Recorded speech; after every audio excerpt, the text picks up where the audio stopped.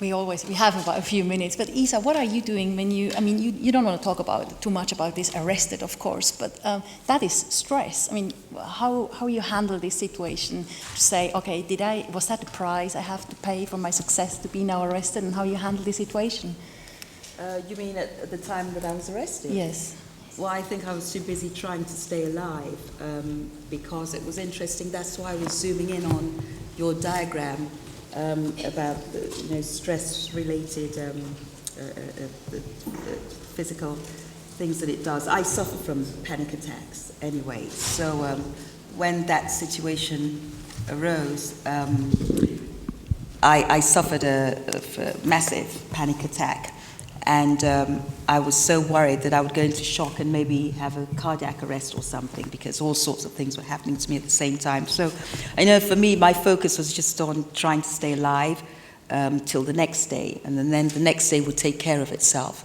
But in general, I deal with stress on a daily basis with my job. I've been doing that for 3 years, and before that, raising a team of young boys, teaching them life skills, even having to use the cutlery and using modern day toilets and everything, bringing them up and teaching them and nurturing their football talent. So stress is part of my life. I've got to get out of this stress situation that I'm in at the moment. But, I just try to relax a little bit, even if it's just 10 minutes, and read my magazines.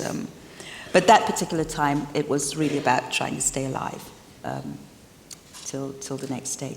This wellness we saw before, it just looked all perfect. But if something is not fitting in, like, for example, you're losing a job, and Christoph Daum, you said before, it doesn't matter how many times you're falling down, you just have to get up.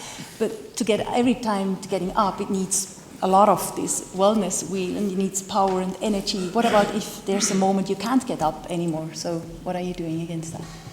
Hopefully I will not facing this moment. Till now it's not like this, but I cannot give you a guarantee that sometimes it will be difficult to stand up, but this must be then a time when I'm nearly 100 or a little bit older, not before.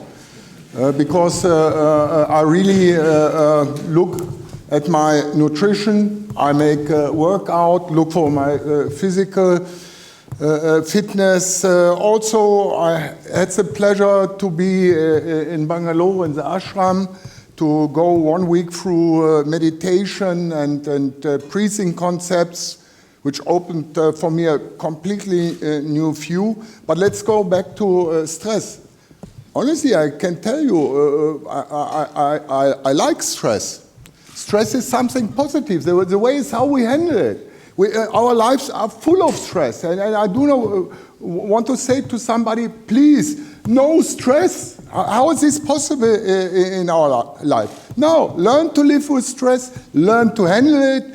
And even we have to divide it with eustress and distress. We just always speak about this stress and never stress, because that's positive. That we need to have hormone reactions to survive, to go through things. That's very important. So for me, I said always, if it is stress or problems, welcome.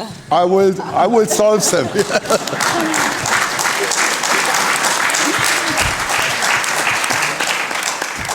You need stress to be successful. Yes, you do. I agree with you 100%, because I think training is stress. We train to stress our body, so that's how we become better. Because we call the stress, come here, no, I will deal with you, and that's how you become stronger. Of course, if this stress is too hard on you and you cannot deal with it, then it's better to step back, breathe, and then face it again, try it again. Maybe then it works, maybe it works 3rd time, maybe it works 10th time. There are different strategies that you can approach the stress, and I think it's really important to take time, maybe have a rest, have a sleep, have a good lunch or dinner, good friends, and then don't say I cannot do it, because there is no limit. Nowadays we have so many things we can help ourselves to deal with it. It's just a matter of research, of the will, of the moral at the end as well, because some people help to themselves on the shortcuts, which is not good as well. But I believe we can keep the sport clean, and it's natural way that it's the most important. But like the mister was saying, I think it's important to say it. Come here and front it and clear it up. It's not necessary that we will deal with it. It's not a problem. You don't deal with it. You will deal with another thing. There is many stresses coming into our bodies and minds every day. So I think when you took your break, you said that your body and your soul needs a rest, and I was reading that you said it before, that you also are tired, but you have been very successful. Was it like when you're super successful and you say my body and soul is tired, that people are not listening to you until you really say, now I'm taking the break and taking this step back to get ready again to be successful? it's just sport is hard on your body, on your mind. It's like long-term stress. And if it's long-term, it's not healthy anymore. And you cannot deal with it anymore. So I said, I feel that, I feel myself, I listen to myself. Sport is one great thing where your rhythm of the day is wake up, eat, sleep, think about yourself, what you can do, train. You don't think about anything else because other people are taking care of you. You are just working on yourself day by day. So lately, yes, I'm 33 now, and I felt every year harder and harder on myself, on my body, on my head. My thoughts were slow, and I was the only one doing all 4 disciplines. The youngers were doing 2, so I could not follow them anymore. And it's just, alpine skiing is a hard sport on the woman. You have to imagine you hit a gate every second. So there is one pool, you go into that maybe 200 times per day. So for one lady, this is really shocking. You are skiing down 100 per hour sometimes, and every second you hit one pool on the slope down, and it hurts. I felt that this year that when I stopped, I didn't ski on the gates, and I said, whoa, nobody is coming and staying there. I don't have to hit anybody else. No more hitting, and that felt so good for my soul, for being a woman. You know, for women it's hard to be on that level in sport. Sport is. I compare it sometimes that I feel like a warrior when you go out and you face the challenge, and it's hard on you. So really, on long term, that's like taking you day by day, and that's where you don't feel good anymore. That's why I stepped back and I wanted to calm down. It's still process. It's not coming in 1 year, but my body is calming down now, so I'm really happy. And it needs a lot of time then to calm down. Fari, how thin is this line between success and falling down and well-being for yourself? Yes, I think Christoph made a very important point, the eustress and distress. I think it's fair to say that not all of us are as strong as Christoph at all times. And this long-term chronic stress, it is literally breaking down our system. So when you cannot handle this stress, for example, the immune system is literally broken down. There are immune cells which, for example, fight infections or fight cancer cells that arise in our bodies each and every day. And there's a decrease in the number and activity of these. I have a couple of slides, if I may show them, to summarize the research in this topic.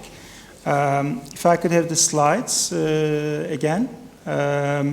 Basically, there are research studies which show that for the 6-fold wellness wheel, there are studies which show that they are supported. So this psychoneuroimmunology axis is supported. Instead of breaking down, it is supported. And this is not really something trivial. We all know that when we are stressed, we catch colds much easier, don't we? But long-term stress is also associated with serious chronic diseases, including cancer, cardiovascular disease, etc. And since I'm a cancer biologist, I couldn't help but bring you a couple of slides very quickly. We use mouse as a model system in our experiments, and they are housed in this kind of cages. So one group of scientists, they took mice that are identical genetically, and they put them either in a normal cage or in this enriched environment cage. As you can see, it's much more fun, colorful, it's larger. They get the same kind of food, and then they challenge these mice with the same cancer cells from humans. And they wait a couple of weeks to see how the tumors grow. As you can see here, in the normal cages, tumors grow very big, whereas in the enriched environment cages, the tumors are 80% smaller. They are exactly the same genetically, they ate the same food, but their environment, their interactions, their social interactions were different.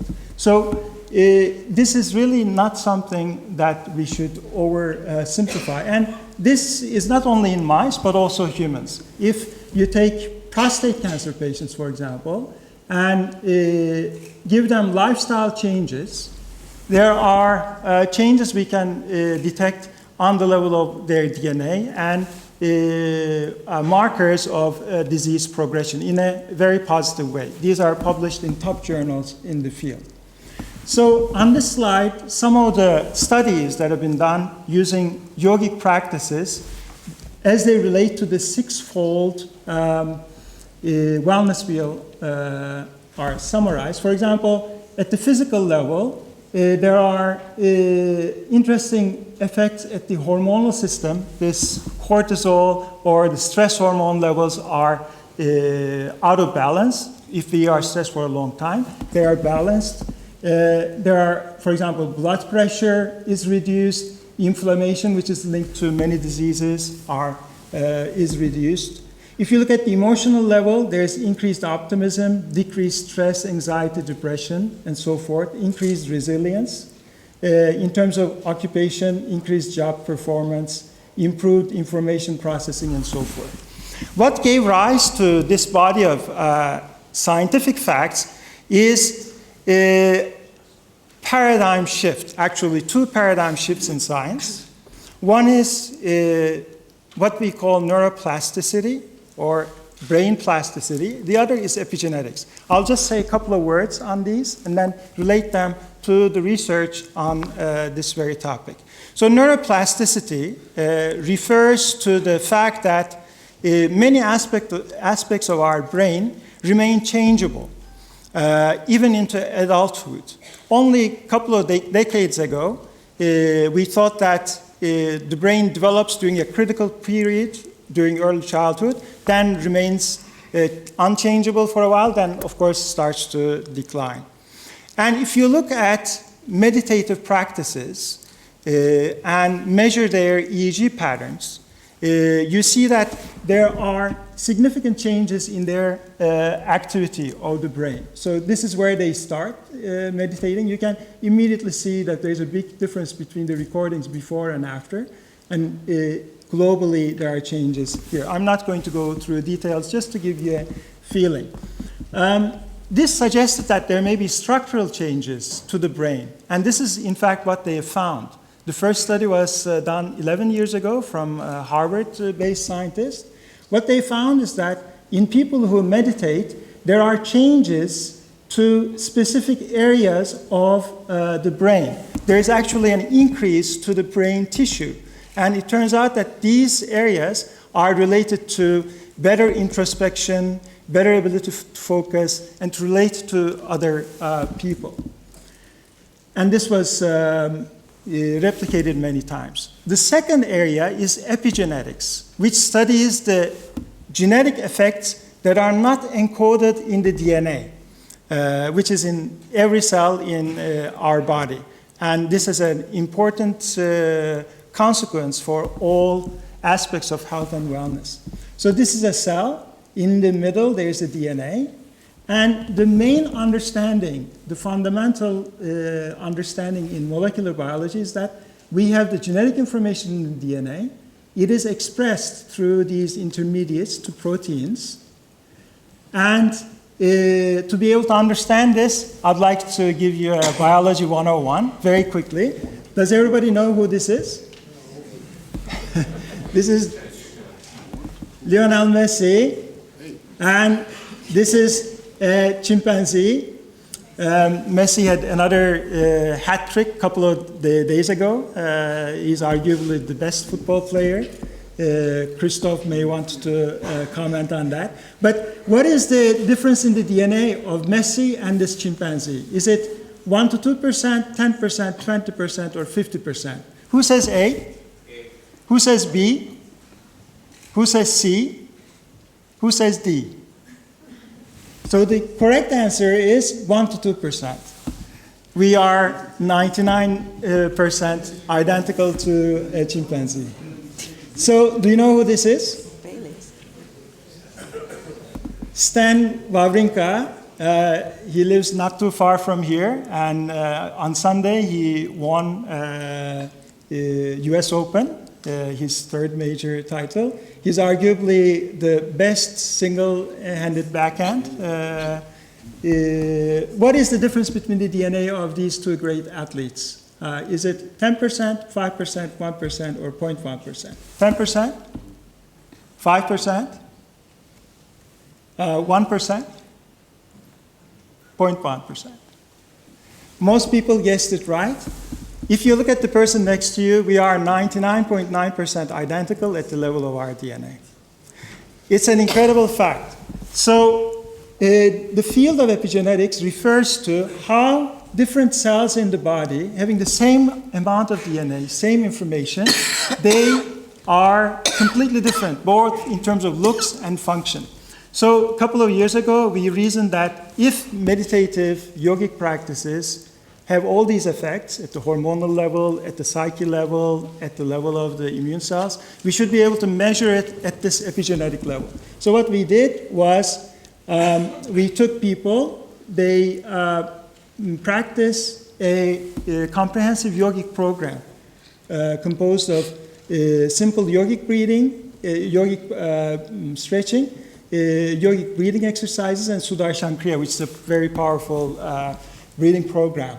They either practiced this or they went on a nature walk and listened to relaxing music. So we took blood from them before and after, and we looked at what happened to their DNA in their immune cells in terms of the expression of the information. So this is what we found. With the yogic program, Sudarshan Kriya and related practices, we found this amount of change in the genes. I will not describe how this graph is made, but the control was, as you can see, significantly less. And it's summarized in this Venn diagram.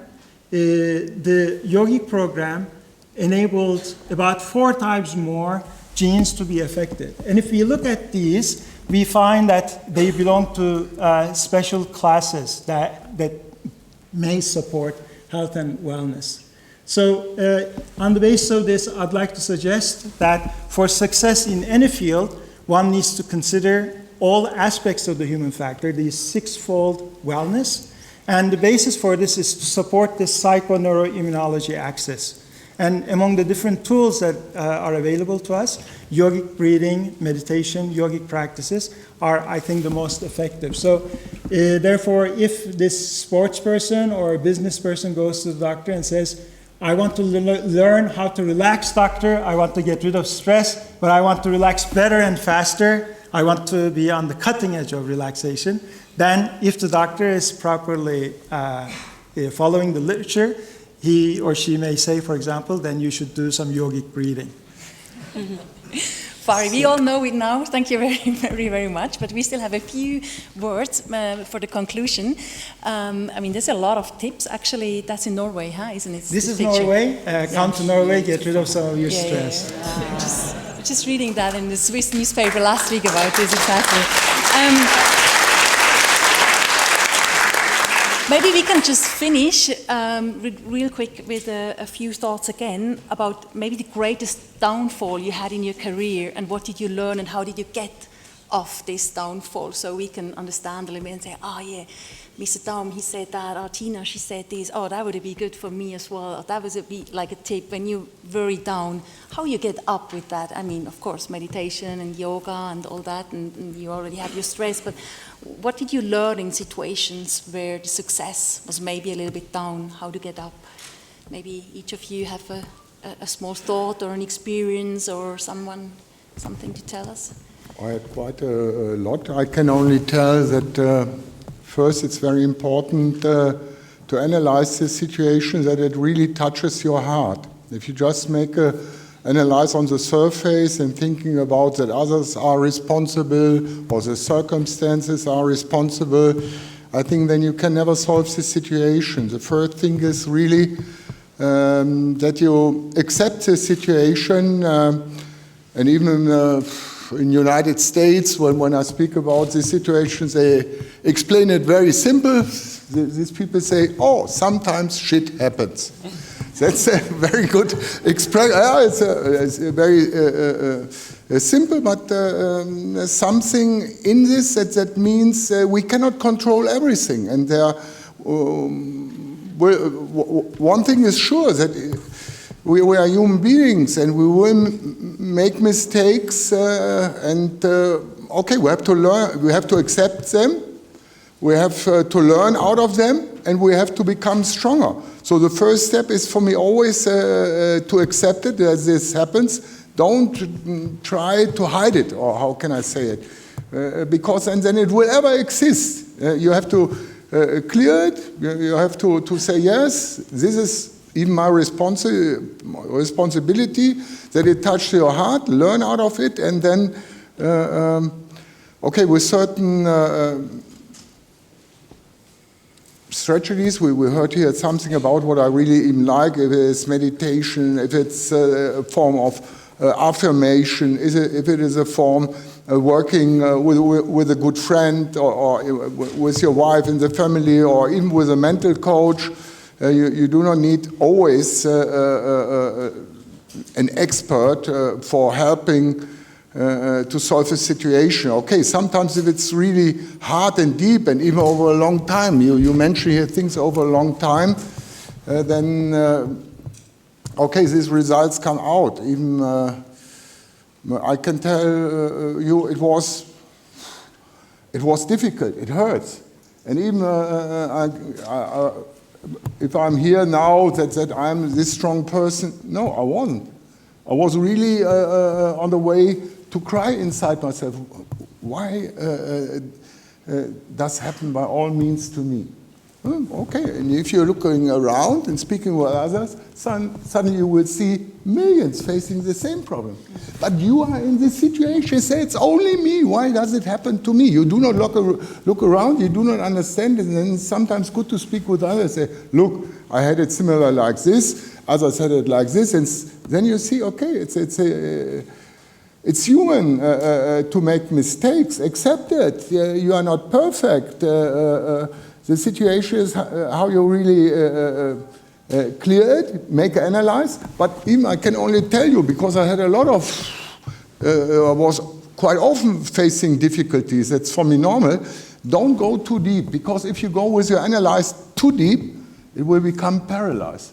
Then it's too much, because especially I was very self-critical born, and I made the analyze so deep that nearly I disappeared as a personality, because I've learned to be self-critical, to take the responsibility, and I was so hard and angry with me that it really hurts from inside, and I was not ready to say to myself, sorry.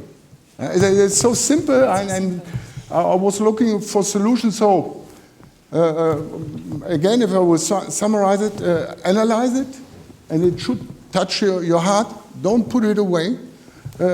See that this happens also to others.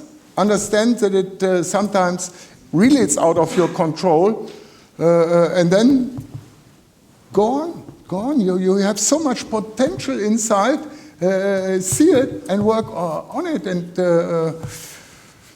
that I can say how I have handled it. And this process, if you are working in professional football, it will go on and go on and go on. There's one, you prepare everything perfect, and then suddenly, out of nothing, there's a free kick for the other team. A free kicker, fantastic goal. Sitting there, what have I done? Yes, I worked very well the whole week. But on the other hand, I can tell you, I had training weeks where we had problems, fights in between the team. And I said the weekend, we have no chance. We won. It's so interesting to face this uncontrollable. But I'm open and always ask myself what life will present tomorrow to me. And it's always a kind of adventure and a challenge to go on. Be ready for this change, what we heard. That's a fantastic expression for it. Even what happened is past. The past you cannot change. Yeah, we have this verschüttete Milch, kannst nicht mehr reintun. Also if milk is out on the table, you cannot put the milk back or in the cow back, or I do not know, the milk back in the cow. That's not possible, yes. So work on the future. Okay, we work on the future. Isa or Tina, do you want to add something very small? No, I don't want my story to sound like it's doom and gloom. I'm not a doom and gloom person. In fact, my story is really success against the odds. Sierra Leone, we've been known for our wars. We used football to rise above that. Ebola was the most recent of challenges. Monumental FIFA were the first to come up and start backing us openly. I think Professor Giri is here himself. We use the fighter, together we can beat Ebola, with Messi, Ronaldo, all these people sending messages to Sierra Leoneans in every home, every morning, day and night. They were in everybody's face with slides that Professor Vorak campaigned together for us. We used football to rise and face those challenges, and we excelled. Me, myself, as a woman, in a male-dominated arena. I get, badgered, I get humiliated, everything, but I'm a success story because we're still on the up and up. For those who watch the African Nations qualifiers, Sierra Leone versus Ivory Coast, what a magnificent, we held Ivory Coast in their own country, and it was unbelievable.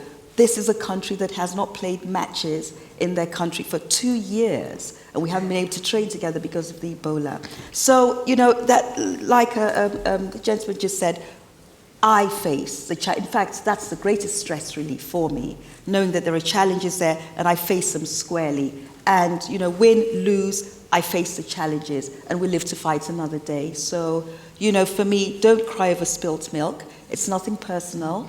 I'm here to do the job. I'm in this business to win it. So that's it. Thank you very, very much to be in the business to win. Tina, do you want to add in a short second something, or and then you can have the last word actually from our group here. Yeah, I would just say that face the problems is the most important thing, to feel them, and probably we are all here because of success. Our stories are individually amazing, and I had also all the people against me. Nobody was supporting me in year 2008, and we showed that we deserve support, and everything changes in 4 years. So I'm really proud of that. I would just like to add, maybe for these young generations that are coming in professional sport, to face the problem, they sometimes do this, and the moment of the concentration, moment of the problem, of the emotion, of anger, of I don't know what, it slips away, and watching the technology or chatting or I don't know, they don't feel it in real life, and that could be a problem for the future in sport. So I just graduated in this topic, and it was really interesting. Also myself, I fell too much into the social media, lost a lot of focus. So a little bit less success because of that also. And I would just like to share that with you, maybe to be more aware of that for the future generations, because it really, in sport, you need to be 100% in the performances. So there is no place for unconcentration, and it might be a good advice for the future. Thank you very much. Yeah, we're reading that you blogged about that subject, so maybe we still have time after to talk with you a little bit about that. But for the moment, I would say thank you very, very much for your thoughts. And as I said in the beginning, we could talk forever what is successful and what makes success, but I think we got a few thoughts from all of you, and thank you very much that you've taken your time to talk with us. Thank you. Thank you.